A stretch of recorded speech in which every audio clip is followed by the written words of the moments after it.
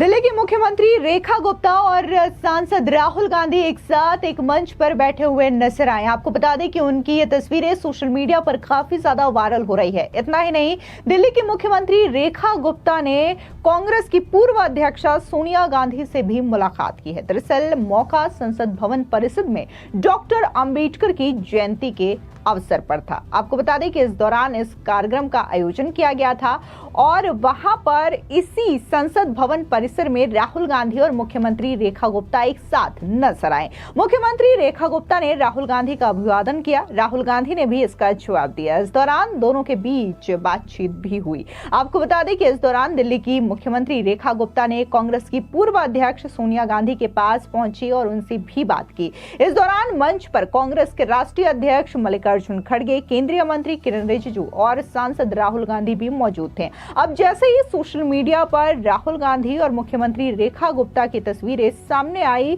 लोगों ने एक बार फिर से इन तस्वीरों को लेकर के कई तरीके की अटकलें लगानी शुरू कर दी। कईयों ने तो ये कहा कि आखिर मुख्यमंत्री रेखा गुप्ता और सांसद राहुल गांधी के बीच में आखिर क्या बातचीत हो रही होगी, क्योंकि कहीं ना कहीं कांग्रेस जहां एक बड़ी विपक्षी पार्टी है तो वहीं दूसरी ओर बीजेपी है जो कि इस वक्त मौजूदा सरकार में है और दिल्ली में बीजेपी की सरकार है और जितने भी बीजेपी शासित राज्य है उसमें रेखा गुप्ता और दिल्ली ऐसी स्टेट है जहां पर पहली महिला सीएम बनाई गई है।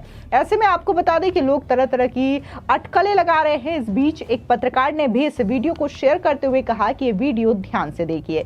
दिल्ली की मुख्यमंत्री रेखा गुप्ता सोनिया गांधी का अभिवादन करती है, वो जवाब भी देती है, फिर वो हाथ जोड़ करके राहुल को नमस्कार करती हैं और राहुल ओवरलुक करके आगे बढ़ जाते हैं। जब सोफे पर बैठते हैं तो भी मुख्यमंत्री रेखा गुप्ता फिर से अभिवादन करती है, लेकिन राहुल गांधी शाही खानदान के ही बने रहते हैं, अकड़ कर बैठे रहते हैं, असहज भी दिखाई देते हैं, सीएम के बराबर में बैठे हुए हैं। इन लोगों की क्या हालत कर दी है जनता ने, पर झूठ अहंकार अभी तक नहीं गया। हाँ, एक और बात पर गौर करिए कि डॉक्टर अंबेडकर को श्रद्धांजलि देने सोनिया, खड़गे और राहुल गांधी सब इकट्ठे होकर के पहुंचे और राहुल गांधी टी शर्ट में नहीं बल्कि कुर्ते पैजामे में पहुंचे हैं। ये बदले हुए हालात दलितों के वोटों की दरकार जो कि सर्वाइवल के लिए है। भाई बहन पिछले सत्र में नीले कपड़ों में डॉक्टर अंबेडकर के चित्र हाथ में उठाए हुए भी घूमते देखे गए थे।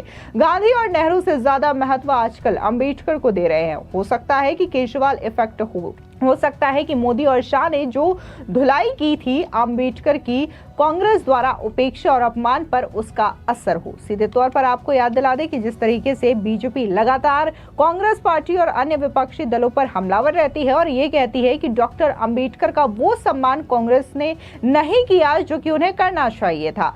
बस सिर्फ और सिर्फ उनके नाम पर वोट मांगने का काम कांग्रेस ने किया था, लेकिन उनके जीते जी उन्हें अपमानित किया गया था। अब ऐसे में आपको बता दें कि दिल्ली की मुख्यमंत्री रेखा गुप्ता के विधानसभा क्षेत्र शालीमार बाग में भी अंबेडकर जयंती को लेकर के एक प्रोग्राम रखा गया था और इस प्रोग्राम में भी मुख्यमंत्री रेखा गुप्ता ने शानदार तरीके से भाषण दिया। उन्होंने न सिर्फ डॉक्टर भीमराव अंबेडकर की जीवन की उपलब्धियों को गिनाया, बल्कि उन्होंने ये कहा विपक्ष पर हमला बोलते हुए कि कैसे विपक्ष ने डॉक्टर भीमराव अंबेडकर का समय समय पर अपमान किया और विपक्ष ये चाहता था कि अंबेडकर जो है वो इतिहास के पन्नों में गुम हो जाए। इसकी पूरी कोशिश विपक्ष की ओर से की गई थी, लेकिन प्रधानमंत्री मोदी ने बाबा साहेब अंबेडकर का वो सम्मान किया जिसके वो हकदार थे। सुनिए क्या कुछ दिल्ली के मुख्यमंत्री रेखा गुप्ता ने कहा। मेरे लिए परम सौभाग्य की बात है कि अपने इस विधानसभा क्षेत्र में बाबा साहब की इस मूर्ति के समक्ष आज मैं मुख्यमंत्री की जिम्मेवारी के साथ खड़ी हूं और आज लोकसभा में पहला कार्यक्रम हुआ।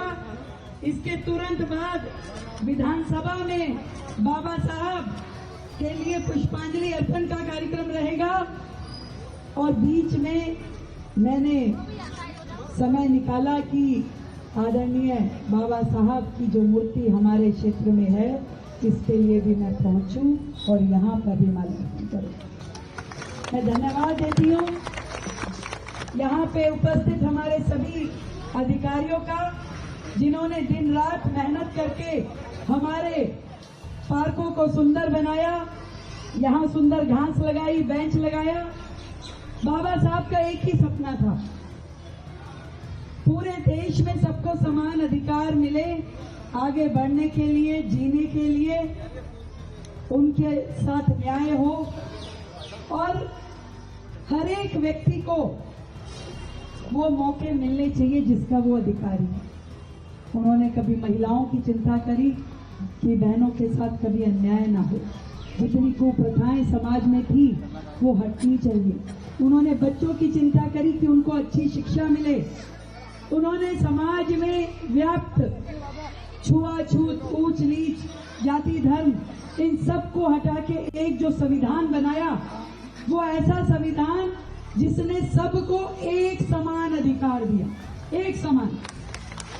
आज सबके पास यदि वोट का अधिकार है तो एक है, वो करोड़पति हो या झुग्गी में रहती हो। आज जीने का अधिकार, वोट का अधिकार, बोलने का अधिकार, व्यवसाय करने का अधिकार, शिक्षा का अधिकार, सब कुछ हमारे पास यदि है, यदि कोई देश का भाग्य विधाता है तो वो हमारे बाबा साहब हैं,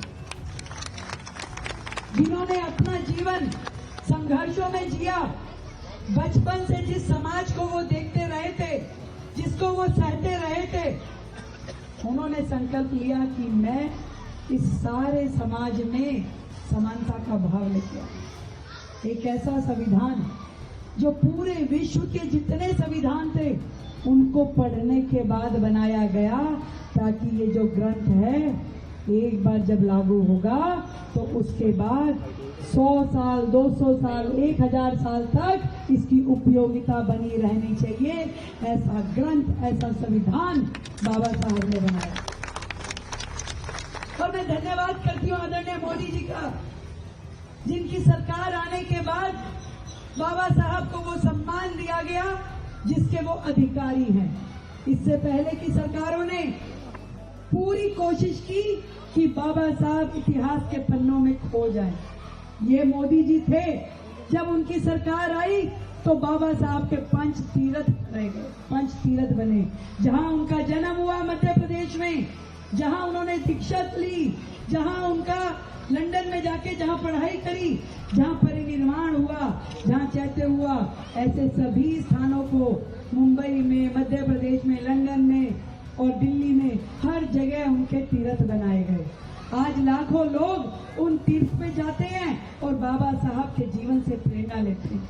और दिल्ली में तो एक अंबेडकर इंटरनेशनल सेंटर बनाया गया, जहां पे कि जिसने वो भी मोदी जी ने बनवाया, जिसमें बाबा साहब के द्वारा लिखे हुए जितनी किताबें हैं, जितने ग्रंथ हैं, उन सबको अनेकों भाषाओं में तब्दील करके पूरे के पूरे विश्व में उसको भेजा गया, ताकि लोग उससे ज्ञान ले सके। उनके जीवन पे रिसर्च हुई, उनके हर एक वक्तव्य को जन जन तक पहुंचाने का काम वो रिसर्च सेंटर आज भी कर रहा है।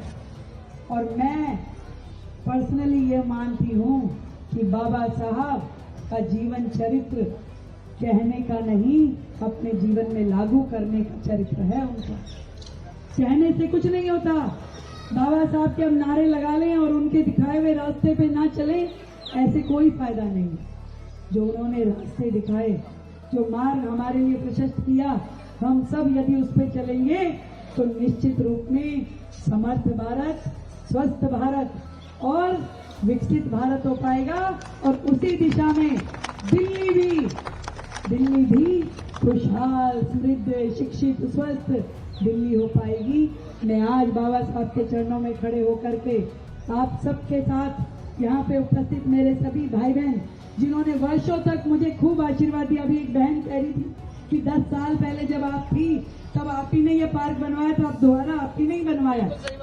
इसके अलावा उन्होंने शालीमार बाग स्थित वहां के निवासियों को संबोधित करते हुए कहा कि चूंकि ये मेरा विधानसभा क्षेत्र है और मैं ये चाहती थी कि मैं यहां से विधायक बनूं, लेकिन आप लोगों को ऐसा आशीर्वाद मिला कि मैं आज दिल्ली की मुख्यमंत्री हूं। और जिस तरीके से हमने बजट पास किया है तो यहाँ पर जितनी भी झुग्गी झोपड़ियां हैं इनके हालात सुधरेंगे। उन्होंने कहा कि तकरीबन 1000 करोड़ का बजट जो है वो सिर्फ दिल्ली की झुग्गी झोपड़ियों के लिए केंद्रित किया गया है, ताकि दिल्ली की झुग्गी झोपड़ियों के हालात बदले, वहां पर जो लोग रहते हैं उनमें सुधार हो, वहां पर बेहतरीन सड़कें बने, उन्हें बिजली मिले, पानी मिले और उनकी जो झोपड़ी है वो मकान में तब्दील हो। इन तमाम चीजों को लेकर के इस बार के बजट में ध्यान रखा गया है बीजेपी सरकार की ओर से। सुनिए क्या कुछ दिल्ली की मुख्यमंत्री ने झुग्गी झोपड़ियों को लेकर के कहा और अपने शालीमार बाग के निवासियों को संबोधित करते हुए कहा। मैं ये कहती हूँ, आप सबने तो मुझे अब क्षेत्र की नहीं पूरी दिल्ली की जिम्मेदारी दी और मुझे इतनी ताकत दीजिए आप लोग कि बाबा साहब के दिखाए हुए रास्ते, उनके सिद्धांत हम पूरी दिल्ली पे अच्छे से लागू हो, इसकी चिंता। सबके लिए समान अधिकार और विशेष रूप से जो हमारे गरीब, वंचित, शोषित वर्ग के भाई बहन हैं, उनका विशेष ध्यान रखना होगा और करेंगे मिलकर। और इसीलिए पहली बार किसी सरकार ने अपने बजट में झुग्गी के भाई बहनों के लिए इतना बड़ा फंड रखा है, जिसमें आप मान लीजिए इस साल लगभग झुग्गियों में 1000 करोड़ के काम हो पाएंगे। ये मैं आपको बता दूं। छोटी छोटी जरूरतें, उनके शौचालय, उनका स्नानघर, उनकी गलियां, उनकी नालियां, उनके बच्चों के खेलने के पार्क, ये सारे काम हम सबको मिलकर करने हैं, सरकार को करने हैं। मैं इसकी पूरी व्यवस्था करूंगी और पूरी दिल्ली में कोई गरीब भूखा ना रहे, सड़क पे सोने को मजबूर ना हो, ये व्यवस्था भी सरकार करेगी। आप सबको ढेर सारी बधाई बाबा साहब के जन्मदिन की। और ये वो दिन है जो पहली बार मोदी जी के शासन में ही राष्ट्रीय समरसता दिवस के रूप में मनाया जाता है। तो इस समरसता के नियम को हम सब अपने जीवन में लाएं, उनका जीवन चरित्र अपने अंदर उतारें, यही मेरी कामना है। आज जब मैं चुनाव लड़ रही थी तो समाज का बड़ा मुझे आशीर्वाद मिला था। मुझे आज भी याद है वो टीटू भाई कांगे, उन्होंने एक लिफाफा दिया मुझे, तो बहन ये चुनाव में सहयोग है। मैंने कहा चिंता नहीं करो, ये आप लिफाफा रखिए, आपकी बहन को आपने जो ताकत दी है उससे हम इतना सबको मजबूत कर दें। और आप सबका आशीर्वाद देखिए, आप तो खाली, मैं तो विधायक कह रही थी, आप लोगों ने मुख्यमंत्री बना दिया।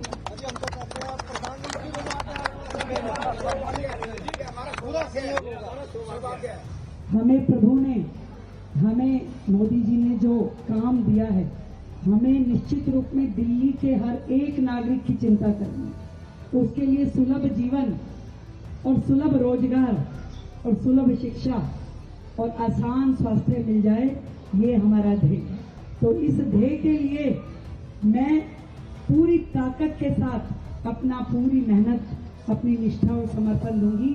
ये मैं बाबा साहब के सामने रखती हूँ, उनके चरणों में अर्पित करती हूँ। तो एक बार फिर से बहुत ढेर सारी बधाई, शुभकामनाएं। अभी हम एक सड़क का भी उद्घाटन करेंगे आज बाबा साहब के निमित्त, आज के दिन का उपयोग करते हुए।